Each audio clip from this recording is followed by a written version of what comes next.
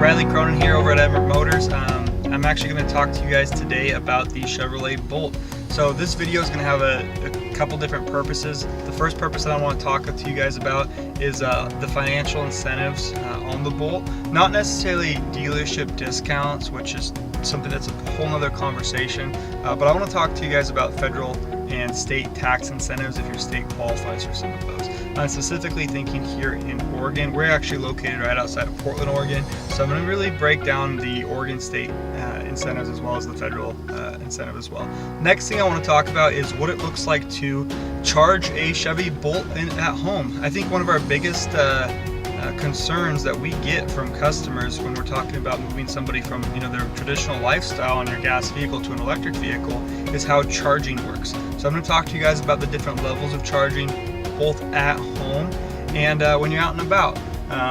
The infrastructure is getting stronger and stronger, and I'm going to show you guys and hopefully alleviate some fears on charging.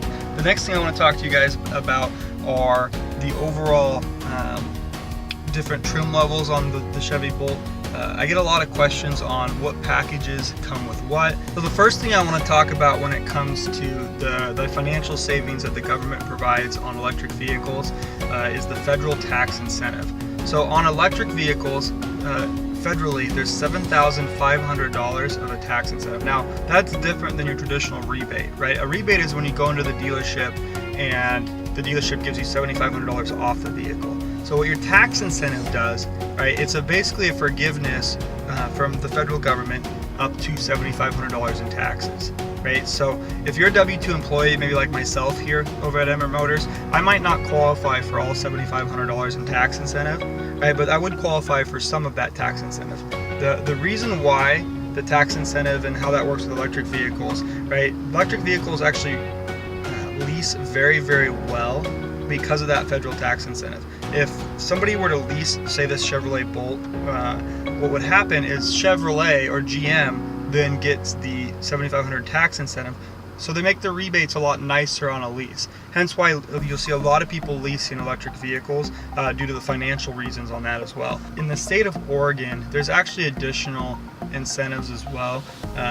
So what happened is the beginning of 2018, there was a privilege tax passed on new vehicles. What that means is any brand new vehicle sold here in the state of Oregon had a 0.5% sales tax on it. And what the state's doing with that 0.5% sales tax is funding an electric vehicle rebate. Now, this electric vehicle rebate can work on both a purchase or a lease. So that makes it very unique and special compared to that federal tax rebate, which is only available on purchase. Okay? So that state rebate, just so you guys know, it's a $2,500 standard rebate. Okay, so that $2,500 standard rebate is for any vehicle that's 11.3 kilowatt hours or more, right? So both the Chevrolet Bolt and Volt qualifies for the $2,500. So the $2,500 standard rebate on the state of Oregon electric vehicle rebate there is available on new vehicles only. And again, it's $2,500 for an 11.3 kilowatt hour or bigger battery electric vehicle, and it's $1,500 for a smaller battery electric vehicle. And now there's an additional rebate, so there's two parts to this Oregon state rebate. The second part is a income-based rebate, and that can be up to $2,500 as well. So there's potentially up to $5,000 in state rebate. So the income portion of it is they take your zip code, and you have to be a low or moderate income on that zip. For income based is a low or moderate income based rebate. So low income would be qualified as 80% or less of your zip code's median average income. Right? So they take the zip code that you reside in and they take the average income, and if you're 80% or less than that average income, you would qualify as a low income buyer. The moderate income buyer is somebody that's at 120% of their median range of income there or less. So at that point, that rebate is up to $2,500 additionally from the state as well. So the maximum state rebate that somebody could qualify for is $5,000. Now the cool thing about the income-based rebate is that actually qualifies you for both new and used electric vehicles, right? That is something that is an application that's completed on the DEQ, or the state DEQ's website there, and that's something that's completed post-purchase.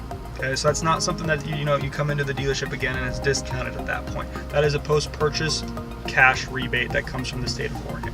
The next thing I should talk to you guys about that a lot of our customers that purchase electric vehicles or are curious about purchasing an electric Bolt are curious about is they want to know exactly how much money they're going to be saving when it comes to a gas engine vehicle versus the electric vehicle. Right, so I actually have some examples pulled up for you guys. The first example I have for you is a 2018 Honda CR-V. Now the Honda CR-V 2018 was actually rated the #1 in class as far as overall vehicle sales in that compact SUV segment. And the compact SUV segment is the fastest growing segment of vehicles on the road. Okay, so the Honda CR-V, now the fuel economy that I'm quoting you guys is on a 2018 1.5 liter 4-cylinder. It's 33 highway, 27 city, 30 combined fuel economy. In Portland, the average cost of fuel is $3.30. And I got that information from gasbuddy.com. So the average miles driven, according to Carfax, is 15,000 miles a year, or 15,000 miles annually. So assuming that half of your miles that you drive on a regular basis are city, and half of the miles that you drive are highway, that Honda CR-V is going to cost you $1,650 in fuel alone. Now that's calculated using fueleconomy.gov, and that number does not include any additional maintenance. So again, that's $1,650 annually on a Honda CR-V 2018, which gets 33 highway, 30 combined, and 27 city. The other vehicle I want to show you guys, and this is your fuel efficient vehicle that a lot of people want to go to save as much cost as possible on their gas. It's a 2018 Prius hybrid. So as you guys know, Toyota Priuses have been around for a while. They're the kind of the original hybrid vehicle. They get 54 city, 50 highway, and 52 combined fuel economy on a 2018. And what that's going to mean for you, the customer, right, is again using those same numbers. The Portland, Oregon average cost of fuel is $3.30 according to gasbuddy.com, and the average miles driven is 15,000 annually, right? Again, assuming that half the miles on that Toyota Prius are city and half are highway, you are still spending $950 on an annual basis. So we're gonna take this thing for a drive. First off, I do want to mention that the Bolt's got an electronic precision shifter, which means that it's got electronic wires instead of a gear shift to the floor, giving the vehicle more of a quiet ride. The other thing I want to mention is the vehicle's got 266 pound-feet of torque, 200 horsepower, and that combined with the electric engine and the quickly gets the power to the wheels, gives the vehicle a 6.5 second 0 to 60. So even though it's your electric car, it is by no means a slow vehicle. Alright guys, this is your infotainment screen. This is a 10.3 inch infotainment screen. It is pretty high tech, and it's designed to show you how you're using your energy, right? How you're using those kilowatt hours that you pay for charging, that kind of stuff, right? So you notice that it's got different flow for battery. One thing to be aware of in electric vehicles, using your AC, using your stereo, using your heating system, using your heated seats, all those things are going to use that energy that you've stored up in the battery. The Chevrolet Bolts have regenerative braking, which will recharge the battery based on energy that you're losing to the wheels when you brake the vehicle, right? So you'll notice right now, as I slow down and as I start braking, it's showing energy going back to the battery instead of energy from the battery going to the wheels. Now as I accelerate, right, you notice the energy is going from the battery to the wheels. Alright guys, another thing you should be aware of as far as monitoring your energy usage, the kilowatts that you're using as you're driving and accelerating. So right now I'm holding a pretty steady pace at 31, 32 miles an hour, right? And I'm using about 10 kilowatts right there, right? So if I were to accelerate, say, put the pedal to the metal like I'm merging into freeway, okay? I just bumped up to 125 kilowatts of energy being used instantly, okay? So that's something to be aware of, as you monitor your driving habits, right? And use as little energy as possible. So one thing that's in the Premier, it's part of the surround vision that you get in the 2019 Chevrolet Premiers, is the rear view camera, which has been playing right here. It's kind of cool to have that. You can turn it off and on with this tab right here. I'm going to merge onto a highway right here in the state of Oregon, and I'm going to accelerate quickly, right? So as you know, the Bolt has no problem getting up to 60 miles an hour very, very quickly. So another thing that's standard on the Premier is when you get your heated seats option in your LT, you can only have that in the front, but in the Premier, heated seats are standard not only in the passenger and the driver's seat, but also in the rear seat as well, right? So it's going to have a total of 4 heated seats in the vehicle. So this next section of the video that I want to talk about is charging your vehicle. So when it comes to charging an electric Bolt, the first thing I want to talk about is charging at home. So your level 1 charger, which comes with your purchase of your 2019 or 2018 or 17 Chevrolet Bolt, charges at a rate of 4 miles per hour that it's charged, right? And that'll plug into any outlet that you have at your house. The level 2 charger, and this is what we recommend that Chevrolet Bolt buyers purchase, is an additional cost, but it'll charge up to 25 miles per hour that it's charged, right? So basically what needs to happen is you need to buy certain equipment. Chevy recommends AeroVironment as the group, and it gets hardwired into your electric system, and so it's a charger already with that. The charger itself is between $500 to $700, and to get it hardwired with an electrician, you're looking at about an overall cost of about $1,200. So for you commuters that are buying the electric Bolt for getting to and from work, charging at home should be sufficient. It'll take about 9 hours to fully charge that electric Bolt from 0 all the way to 238 miles of charge.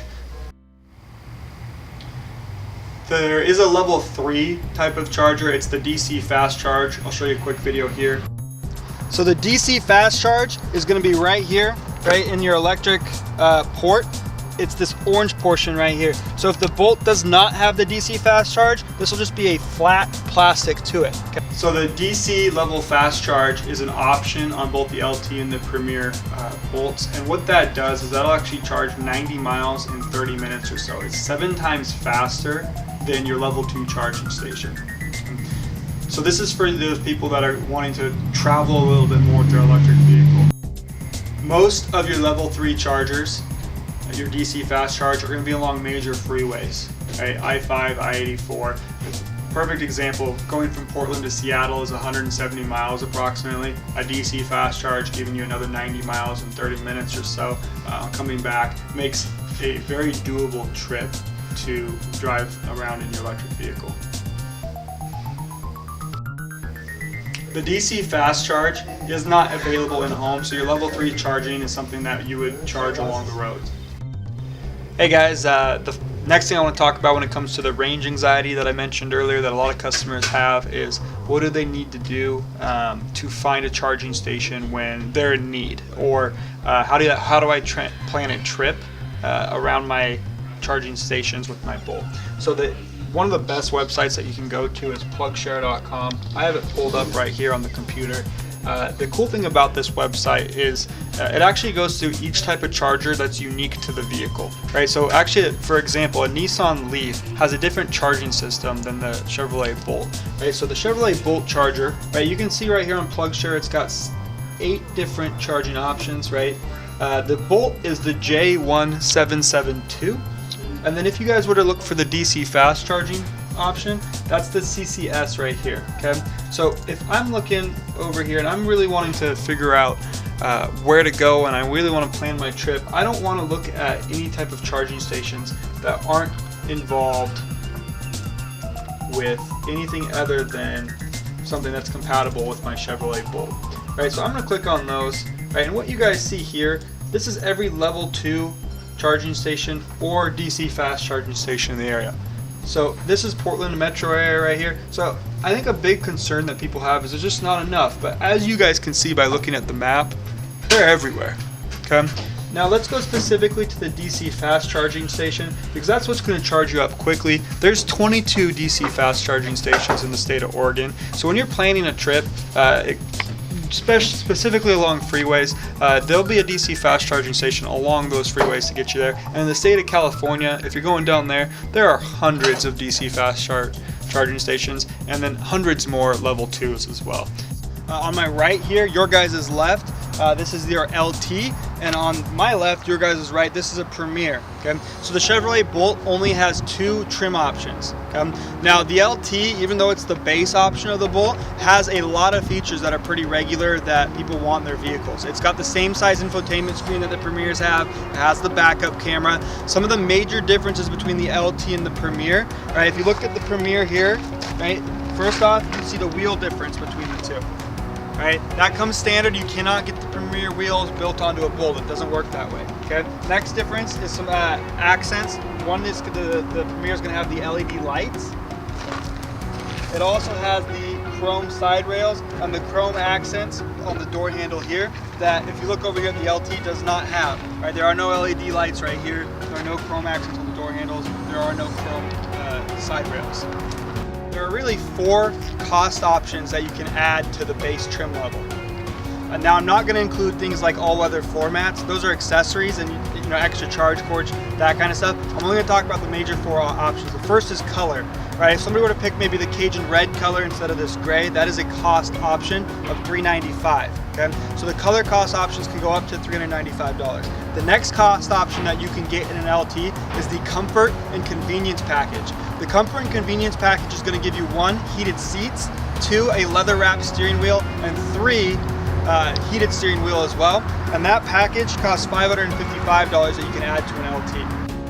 The next package that you can get added to an LT is the driver confidence package. That is your blind spot monitoring and your rear cross traffic alert. Now, it is not your backup camera. The backup camera is standard. I have a lot of customers get confused on that because it is kind of misleading a little bit. So the blind spot monitoring, it lets you know when there's a vehicle in your blind spot, and what the rear cross traffic alert does, we've all had it. You're in a parking lot, there's a car next to you on both sides, you can't see, you're backing up, right? The rear cross traffic alert is going to alert you on your infotainment screen by letting you know there's a vehicle coming that way. The driver confidence and convenience package, right, is $495. Now in the 2019 Bolts here in the Northwest, Oregon, and Washington, you always get one or the other. I've never seen a 2019 Bolt only have the comfort and convenience or only have the confidence package. They both come together, so the total cost between the two is $1,050. So the Premier Bolt comes with everything that the LT has optional, the comfort and convenience package, with the exception of the DC fast charge. You still have to get a Premier Bolt with the option of the DC fast charge on it. Now some of the other features that come standard on the Premier 2019 Bolt would be leather, your surround vision cameras, right? I'll show you a video of the surround vision cameras as well, right? And then your advanced safety features. So your advanced safety features would include the pre-collision assist with low-speed automatic braking, which means this vehicle will brake itself and stop itself if you're going between 0 and 50 miles an hour and a pedestrian were to walk in front of you. Included as well in the advanced safety feature, it's called the Driver Confidence 2 package, right? But included in that package not only is the forward collision stuff, but also your lane change alert and lane change assisting program. That's if you're drifting in the lane, the vehicle will actually move you back into the center of the lane. Works best on clearly marked roads. The other thing that you get in that package is the IntelliBeam headlights. If you don't know what the IntelliBeam headlights are, it's when your brights turn on and off automatically using radar for the vehicles that are coming the opposite direction on the highway. It uses this camera. So the price of adding that package onto a Premier is $495. Now, there's also an additional package that could be added onto a Premier. It's called the infotainment package. What the infotainment package gives you is the upgraded Bose sound system, including 7 speakers in the vehicle and wireless charging. The price of the infotainment package is $485. So to add both the driver confidence package 2, which can only become in the Premier, and the infotainment package, which can only be brought in the Premier, is a total of $980.